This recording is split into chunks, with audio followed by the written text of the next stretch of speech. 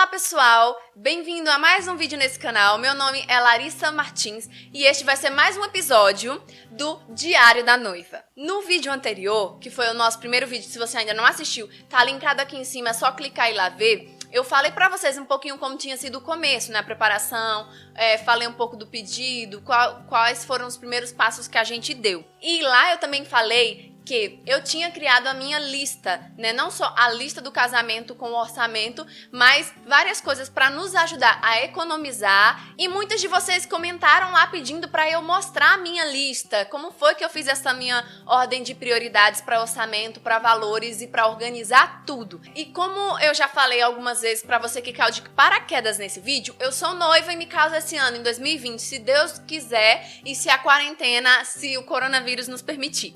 Mas enfim, no vídeo anterior eu falei que a nossa primeira ação após o noivado foi decidir o nosso orçamento. Nós sentamos e fechamos um orçamento específico a partir de então, até o tempo que nós teríamos para o casamento em si. Eu noivei em agosto de 2019 e o casamento a princípio estava programado para julho e depois a gente teve que prorrogar para outubro, tá bom? Então esse é o tempo estimado que nós temos do casamento, 1 ano e pouquinho, 1 ano e 2 meses, né? Só que a nossa preparação não começou daí financeiramente, não começou só após o noivado. Quando nós já começamos o namoro, sabendo basicamente qual era o tempo que era bom para nós para pensar já em casar e se preparar para isso. Então, quando nós completamos 2 anos de namoro, a gente já viu que era bom a gente começar a se organizar, a tentar juntar mais uma graninha. E a gente foi começando a economizar. Então, começou daí de fato, né? Com 2 anos de namoro, a nossa fase de juntar dinheiro, de guardar dinheiro para casar. Eu funciono com metas, eu já falei para algumas pessoas. Eu funciono melhor com orçamentos, com metas, com estabelecer limites, valores e coisas que eu preciso fazer no mês, porque dessa forma eu consigo me determinar mais a atingir aquilo que eu me dispus, né? Então foi dessa forma que eu fiz. A minha primeira dica é essa: você estabelece um valor específico e após estabelecer esse valor específico, se vocês decidiram fazer isso antes de noivar, já começar isso, você vai fazer essa meta até o seu noivado. Quando o noivado começar, já são outras metas mais práticas que você precisa ter, tá? Essa é a minha primeira dica. Além disso, a gente já fazia alguns trabalhos com fotografia e coisas do tipo. Então, a gente já foi pensando, o que é que a gente pode fazer para aumentar o nosso ganho mensal, para ajudar a guardar mais dinheiro, para quando a gente tiver noivo, já ter um caixa legal para muita coisa do casamento. Então, nós fomos estabelecendo essas outras formas de ganhar um dinheiro por fora. Então, isso também é uma dica para você. Outros meios de você adquirir mais dinheiro, além do seu trabalho formal, se você possui. Quando nós noivamos, nós já tínhamos um dinheiro legal em caixa para as coisas do casamento, mas nós já tínhamos determinado que esses valores que nós tínhamos juntado até então não iam ser gastados com o casamento, mas seria um orçamento específico somente para as coisas da nossa casa. Aquilo que seriam os gastos com móveis necessários, aquilo que seriam os gastos com utensílios domésticos que a gente sabe que, querendo ou não, precisa dos mais básicos para se iniciar um lar, né? Então, esse dinheiro a gente destinou para isso. Quando nós noivamos, eu falei no vídeo anterior, nós sentamos para fazer o nosso orçamento daquilo que era um valor real que nós podíamos pagar. Eu sou muito simples, tanto eu como o meu noivo. Então, a gente já sabia que nós queríamos algo mais simples, sem tantos frufrus, assim, né? Essas coisas mirabolantes. Mas, se, por exemplo, você acha que você quer esse casamento dos seus sonhos, que precisa ser uma coisa que chame a atenção, uma coisa bela, grandiosa, tudo bem. Vai da sua decisão, né? Nessa parte, assim, vai muito da realidade de cada casal. A nossa realidade foi assim. Então, a princípio, nós fizemos esse orçamento base com aquilo que nós gostaríamos. Aquilo que nós gostaríamos que tivesse no casamento. Então, as pequenas coisinhas, os mimos, a gente fez esse orçamento primeiro. E nesse primeiro orçamento, nós não colocamos valores reais, valores realmente ali aquele valor que eu pesquisei e sei que era aquele valor. Não, eu coloquei um valor hipotético nesse orçamento, no primeiro orçamento. Então a gente foi, depois de fazer esse orçamento geral, grande, com as coisas que a gente gostaria e sonhava, a gente foi pegar toda a nossa renda mensal que nós tínhamos para tentar ver qual era o valor real que nós poderíamos pagar em um casamento. Depois nós fomos comparar os dois valores. O valor que nós poderíamos pagar era inferior ao valor hipotético de todas as coisas que nós desejávamos em um casamento. Então, o que foi a nossa primeira decisão? Nós não vamos fazer um casamento no qual nós não podemos arcar com todos os gastos. Mesmo que tenham muitas coisas que eram o nosso sonho, nós sempre tivemos essa realidade de querer aquilo que está ao nosso alcance, que não ia nos trazer frustrações nem dívidas futuras. Nós não queríamos, de hipótese alguma, iniciar um casamento com dívidas. Nós queríamos pagar tudo à vista. Então essa era uma prioridade para nós. Então aí o que foi que a gente foi ver? Cada um foi vendo aquelas coisas que poderia abrir mão, que a gente gostaria que tivesse no casamento, mas que não eram tão prioridades assim, né, pra nossa realidade. E aí a gente já teve um primeiro abate geral nos nossos custos. Peguei o meu caderno, eu tô com o meu caderno aqui, né, depois que a gente fez toda a gente enxugou esse orçamento que a gente tinha feito hipotético até deixar ele o mais próximo possível do nosso valor real que nós poderíamos pagar. Eu peguei esse caderno que eu mostrei agora pra vocês e comecei a criar o que eu falei no vídeo anterior, que foi a minha lista de ordem de prioridades das tarefas a serem organizadas para o casamento em si. Lembrando que eu fiz tudo isso, claro, eu mesma, porque eu gosto de botar a mão na massa, eu gosto de orçamento, eu gosto de calcular, de fazer tudo isso. E também nós não vamos ter cerimonialista, porque o nosso casamento é sem festa, e mesmo sendo só o casamento em si, o sacramento, a gente acha que não vê essa necessidade de ter uma cerimonialista na nossa realidade.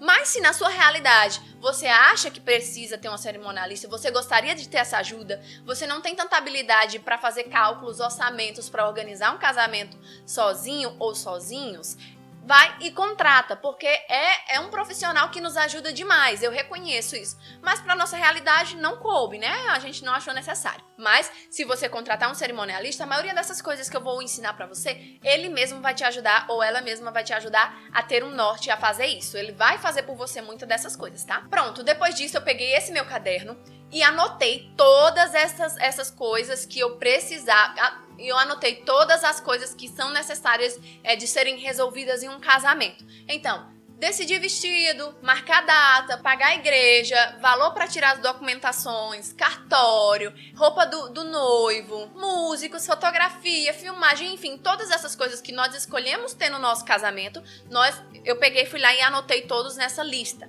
Anotei, coloquei esses valores hipotéticos ao lado do valor que nós poderíamos pagar. Depois eu peguei e fui entrando em contato com alguns dos profissionais que são mais urgentes, digamos assim, que trabalham com um evento por dia, como fotógrafo, como filmagem, música às vezes até trabalham com mais de um, mas tem muitos que trabalham só com um. Então, esses que trabalham com um único evento por dia, eles foram os primeiros, e que geralmente são os mais caros, que eu fui em busca de orçamento. Então, eu saí falando com todos os fotógrafos que eu gostava, do estilo de foto, né? Isso é muito importante. Você não contratar o fotógrafo ou o seu videomaker, filmmaker, apenas pelo reconhecimento ou porque ele é famoso. Olha as fotos que eles produzem, olha os vídeos que eles fazem, olha tudo e vê se tem o seu estilo, né? Procura aquilo que tem a ver com quem vocês são, tá? Isso é uma dica muito interessante. Então eu fui fazendo isso. Pesquisei tudo bem direitinho, peguei aqueles que eu mais gostava, aqueles que eu mais fui bem atendida, fiz uma ordem e saí entrando em contato com cada um para ver os orçamentos. E daí, uma coisa bem legal, quando nós decidimos pagar essas coisas à vista, geralmente a gente tem um bom desconto. Então o que foi que eu fiz? Saiu bem mais em conta pra mim, a gente acabou tendo alguns descontos com esses fornecedores, né? E foram os primeiros que eu fechei. As primeiras coisas que eu fechei foram foto, que é primordial pra nós, né? Porque a foto, o vídeo, são os registros que você vai ter ali daqueles momentos. Porque às vezes até o que você viveu, você quando tiver lá velhinho pode esquecer. Mas a foto não, ela tá ali pra você lembrar o que você vivenciou naquele dia, né? Pra eternizar aquele momento tão importante. Então, antes de fazer essas contratações, né, eu peguei esses valores importantes. Os meus valores hipotéticos, eu sempre coloquei eles acima do que poderia ser um valor real, tá? Porque era legal pra mim colocar um valor a mais para que eu pudesse juntar mais. Eu sempre fiz isso com os meus orçamentos. Se a coisa que eu tinha pra comprar era R$100, eu colocava que aquele negócio ia valer 100, ele tinha que ser 150. Por quê? Porque me ajudava a juntar mais dinheiro, né? A me dispor a juntar mais dinheiro. Se eu aumento a minha meta, eu até comprar algo melhorzinho depois. Então a gente fez muito isso. Enfim, fiz os valores reais de cada fornecedor, de cada coisa que eu iria contratar, que eu iria realizar no meu casamento. Fiquei com as duas listas, né? E essa lista dos valores reais, por eu me dispor a pagar tudo à vista, ficou bem mais barato, bem mais próximo da minha meta do que o que era antes, do valor real que eu poderia pagar. Muitas das coisas do nosso casamento saíram muito mais em conta pra gente, vão sair mais em conta, né? Porque o casamento ainda não aconteceu, porque a gente tem familiares que fazem, que vão nos ajudar, que vão estar conosco. A gente também bota a mão na massa em muitas coisas. Por exemplo, as caixinhas das lembrancinhas dos meus padrinhos, dos convites, essas coisas, as artes, né? Toda essa parte, eu já sabia fazer, então isso me ajudou muito. A primeira arte do meu casamento foi feita por mim, mas depois uma empresa que me contatou, né? E nos ofereceram. Em breve eu mostro pra vocês também aqui como ficou o design de todo o nosso casamento que eles nos forneceram, tá bom? Mas muitas dessas coisas ficaram mais baratas pra mim porque eu fui lá e pus a mão na massa, né? Fui fazer as caixinhas, eu que tô fazendo, aprendi, coloquei aí na internet DIY e fui fazendo, né? Então isso ajuda demais a economizar no casamento. Enfim, vamos pra a lista de prioridades. Eu peguei todas essas minhas tarefas que eu já tinha um orçamento definido real com os fornecedores que eu tinha entrado em contato e que eu tinha pesquisado e separei tudo em ordem de prioridade. No primeiro trimestre que falta para o casamento, o que foi que eu organizei? Os pagamentos dos meus fornecedores que trabalham com um evento por dia, porque eles são de maior prioridade. Então, esses contratos que precisavam ser assinados, mais urgentes e mais rápidos do que outras coisas, eu deixei no meu primeiro trimestre. Então, no meu primeiro trimestre, ficou igreja, que precisa ser organizado bem antes, né? Precisa ser marcado com antecedência, fotógrafo, filmagem, música, esses orçamentos que são mais urgentes. Já como eu não vou ter festa, porque também o buffet, se você vai ter o buffet, também são orçamentos que você precisa pagar e contratar com antecedência. Então já é legal deixar nesse primeiro trimestre. No segundo trimestre eu coloquei o quê? Vestido de noiva, terno do noivo, vestido das daminhas, lua de mel, convites, padrinhos e dos convidados. Por que eu coloquei o vestido de noiva no meu segundo trimestre e não no primeiro como urgente? Porque o meu vestido vai ser feito pela minha mãe e por mim. Mas se, por exemplo, você não vai fazer o seu vestido, não vai mandar uma costureira fazer, coloca ele também nesse primeiro trimestre como prioridade para ser fechado antes. Porque você vai precisar alugar o seu vestido, então isso demanda um certo tempo também. Terno do noivo também, porque nós decidimos, o Danuso decidiu que ele ia comprar o terno dele. Ele não ia alugar. Então já foi uma coisa que poderia esperar um pouquinho mais de tempo, né? Poderia esperar mais alguns meses. Então ficou lua de mel para ser fechado, porque a gente já sabe para onde é que a gente vai, né? O valor desse local e quando que eles começam a fazer as reservas. Então a gente já sabia que poderia esperar mais esse tempinho para fazer a reserva, que não era tão urgente assim. Já que a gente só vai casar lá no final do segundo semestre do ano, mas se você vai casar no começo do ano, então já pode pensar mais nisso com antecedência, sabe? Você vai precisar ir vendo como é a sua realidade, né, do seu casamento. Mas a gente fez assim. No terceiro trimestre, né, o que foi que eu coloquei?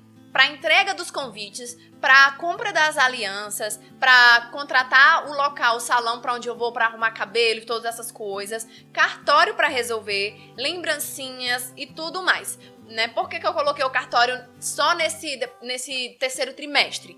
Porque, né, a princípio, porque demora um certo tempo para a gente fechar e porque para levar a documentação na igreja, a documentação ela vale só por 6 meses. E como nós só vamos casar em outubro, o tempo que eu tinha hábil, que ficava melhor, que se encaixava nos 6 meses, era o terceiro trimestre, tá?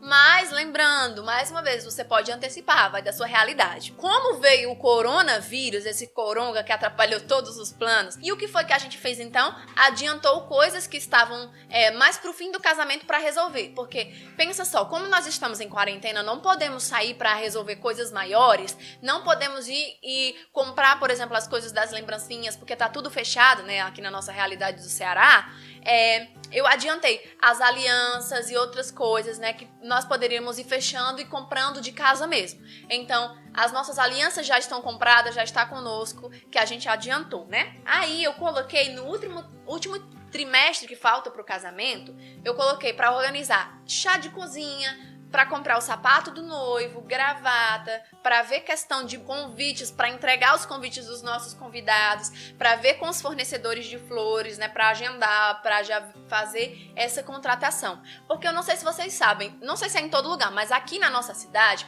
eu já tinha entrado em contato com os meus fornecedores de flores bem no início do planejamento. Mas eles trabalham com temporadas, então não dava para eu fechar um orçamento com eles agora, no final do ano passado, que foi quando eu comecei a organização, porque eles não conseguem saber se o valor que está hoje as flores vai estar sustentado lá no final do ano, porque tem a temporada das flores. Então, se tá na época das flores, as flores que eu escolhi para o meu casamento, elas vão estar mais em conta, mas se não tá, ela vai estar mais cara. Então, tudo isso partiu também dessa nossa organização, mas sabendo um valor basicamente do que estava na época, eu fiz esse orçamento com eles e deixei para contatar quando estivesse mais próximo. E aí eu fui não só fazendo essa ordem de prioridades, né, nesses trimestres do que precisaria ser organizado e visto com antecedência, mas também dos pagamentos. Eu fiz também uma lista, gente, eu trabalho muito com lista, eu fiz uma lista em ordem dos meus pagamentos que precisam ser feitos, com datas,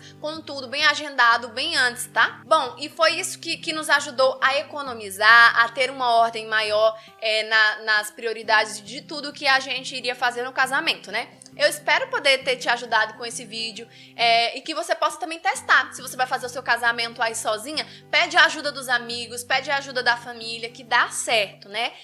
E lembrar sempre que a prioridade do casamento é o sacramento. Então é isso, se vocês querem que eu traga mais dicas assim práticas, mostrando depois do casamento, comenta aqui embaixo que eu trago. Ou se vocês querem mais vídeos de outros temas aqui no Diário da Noiva, comenta também que eu trago pra vocês, tá bom? Então é isso, fiquem com Deus. Tchau, tchau!